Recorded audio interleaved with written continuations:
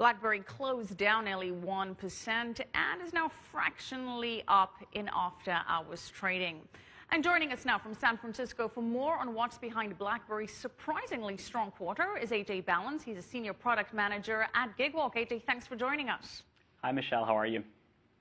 AJ, we're going to get straight into it. Blackberry posted a surprisingly quarterly profit. Is this a sign that the turnaround plan is succeeding? It's a great question. I think it is a little bit early to tell. Definitely some promising signs today. The Z10 device to date selling over 1 million units, much better than expected. Blackberry finally hitting profitability after a long time. Definitely positive signs. I think there are some big challenges ahead as well. Now, you said that the Blackberry sold about 1 million new Z10 devices in this quarter. Now, even though the number is encouraging, last week the Z10 did not get such a warm reception when it rolled out here in the U.S., which is a key market for the Canadian smartphone maker. How important is the U.S. market to Blackberry going forward? What does the company have to do to capture more market share here in the U.S.? So it's definitely a competitive market here in the U.S., as you mentioned, Michelle. So the big Goliaths in the room, Samsung and Apple, have made the competition incredibly fierce, both in terms of hardware and software. So BlackBerry needs to both compete on hardware features and functionality, as well as creating an app ecosystem that draws both consumers and developers to develop on the platform. I think that piece will be the biggest challenge going forward and the biggest area where they will need to focus. Well, the app market, that has been a big challenge for BlackBerry. One of the advantages for BlackBerry has been its secure email system. A lot of loyalists like myself like the keypad, which is only coming out with the Q10 in May. Do you think that's going to substantially increase the sales?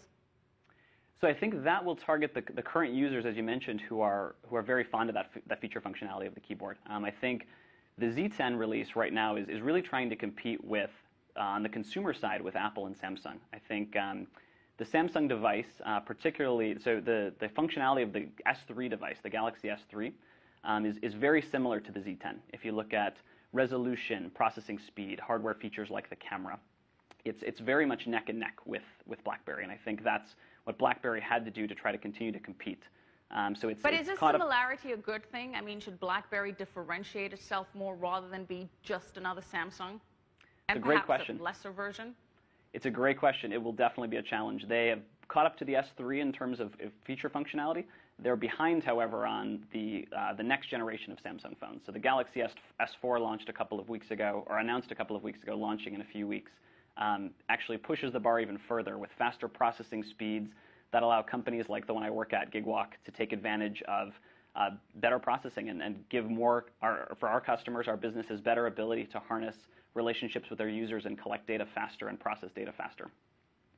Now, the Z10 did very well in the UK and Canada. In fact, reports that some retailers in the UK ran out of stock, but its subscription base fell this quarter from 76 million to 76 million from 79 million. How can it recover these subscribers? That's a great question. So a lot of the subscriber losses are obviously problematic. I think they need to continue to excel at what they're good at and what people will stay with them for. So features like the keyboard for enterprise customers, for the security and enterprise features, they need to continue to double down on those, and also enrich the consumer side to try to draw people over from other platforms. Thurston Hines mentioned that 55% of the 1 million devices purchased of the Z10 were users from other platforms. If that trend continues, it'll actually compel developers like us, Gigwalk and other companies, to start looking at BlackBerry as a serious development platform and something we might need in order to better serve our customers. Now, there was talk that companies like Lenovo, Nokia, Microsoft, even Amazon may be interested in acquiring BlackBerry. So does BlackBerry's better-than-expected earnings make the company more attractive for a takeover target, or does it protect it from a takeover target? So I think it probably recaptures the attention definitely of the parties who've been interested to date, probably some other new folks as well. I think it's definitely, it could be ripe for an acquisition if it continues to capture user share from other devices. I think that's sort of the big focal point and something that could swing the balance in the future. So definitely recaptures interest, I think, and probably keeps people looking at what's coming 3, 6, 9 months down the road in terms of earnings and subscribers. Well, shares of Blackberry are up more than 23% year to date, but they're down 88% over the last 5 years. Thanks for that insight, AJ Balance, Senior Product Manager at Gigwalk, joining us live from San Francisco. Thank you.